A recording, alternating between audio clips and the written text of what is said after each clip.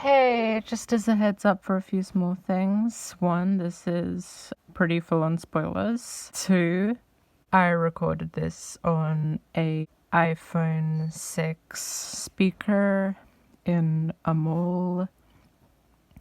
I mean, personally, all things considered, I think I did pretty well for that. And three, this is just an immediate gathering of thoughts right after seeing the movie for the first time. Also, sorry for my dog shit voice. I barely voice train. Lamau. I don't think I've ever been unnerved by a movie in the same way that I have the Backrooms just coming out of the theater. I've definitely seen scary movies that stuck to my brain like glue and were the creeping spiders of my sleep paralysis nightmares and all that shit. But this was just unnerving. Score was immediately what jumped out at me. I mean, I guess the cinematography too, but I don't think that grabbed me in the same way immediately that the score did. It's not a surprise. Ken Pixels has already been doing this sort of music for a while now, and he's definitely gotten really better at it. I'm not too much of a music person, but it's like a synth screamed. It ties this movie together like the score of Revenge of the Sith ties that movie together, except every other department is doing so much more heavy lifting. Love Revenge of the Sith.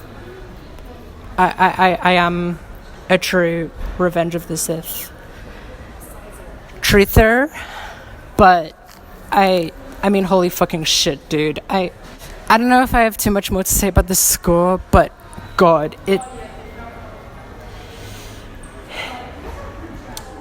I cannot imagine that the budget for this movie needed to be too high. I don't know exactly like what coming out of it the movie actually cost, but you can tell that every dollar sunk into this budget was used as effectively as possible. Acting was top notch. Sort of goes without saying. I don't think it's so much the sets as it is how purposeful, intentful, and just bloody overbearing the cinematography is. I don't imagine they had to create too many sets for the movie. I could be completely off base there, but I imagine that a lot of the set was pretty movable and changeable, but then you enter like bigger rooms where you can really tell that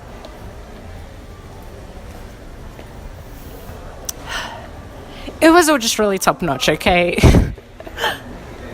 I think there might have been a bit of awkward CGI at the end when Therapist is running away from the monster, the pirate AI copy shit.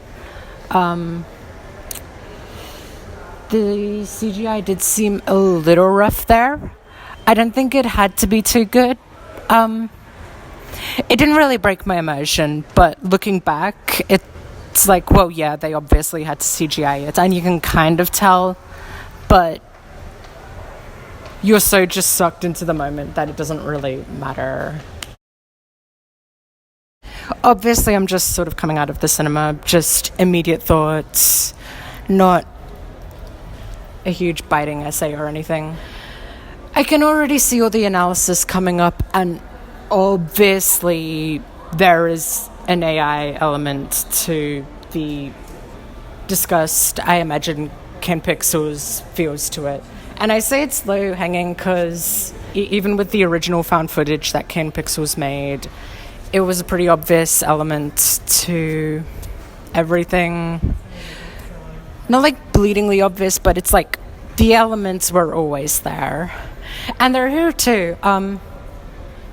It's definitely like a lot easier to read into with a lot of what happened at the dinner table. Holy fuck. The whole dinner scene. Though I would be interested in doing that.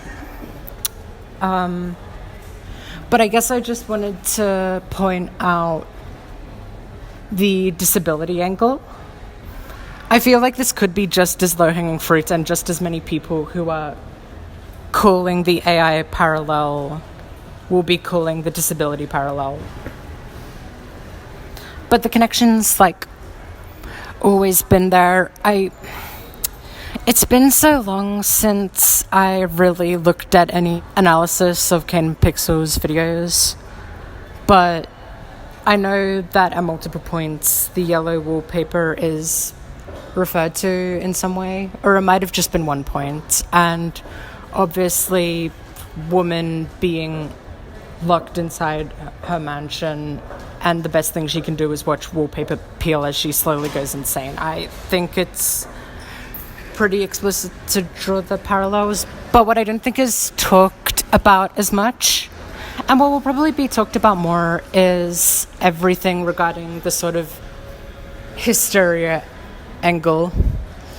If you were to like find anywhere in the movie where that sort of perspective is really anchored to, it's the schizophrenic mother of the therapist locking herself inside the house with the younger version of the therapist. And there was a lot of intention behind the fact that Kane decided to depict this heightened paranoia and skittish, quote-unquote, hysteria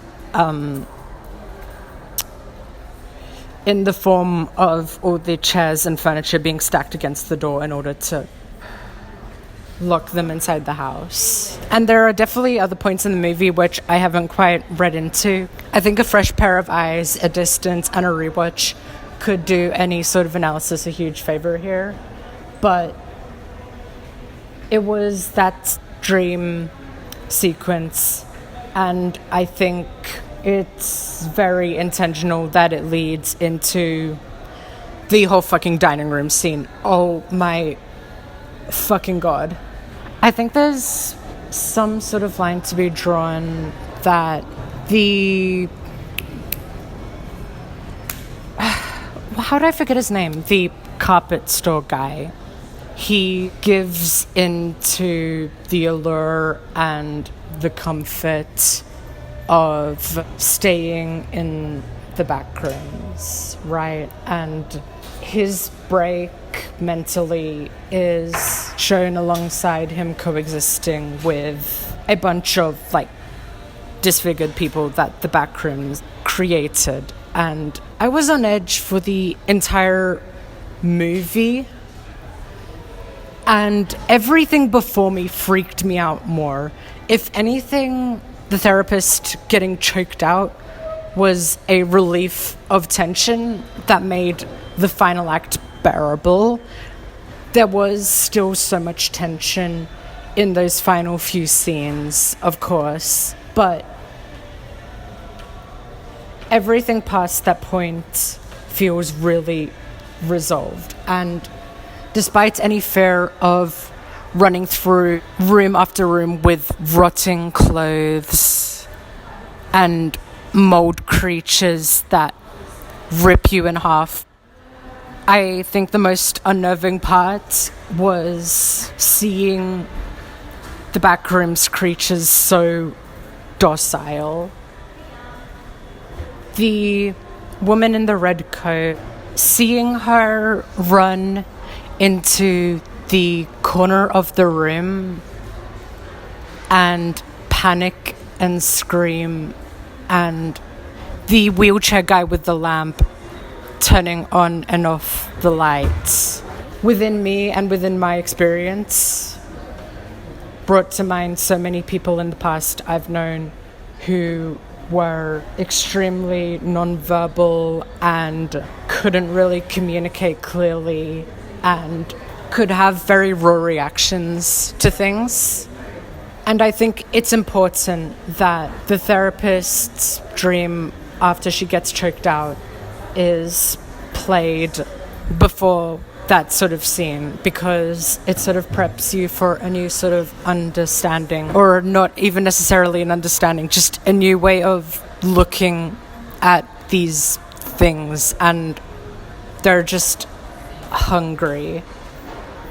They don't have the capability to vocalize any pain. We don't know if cutting into them and eating their guts hurts them, because they don't say.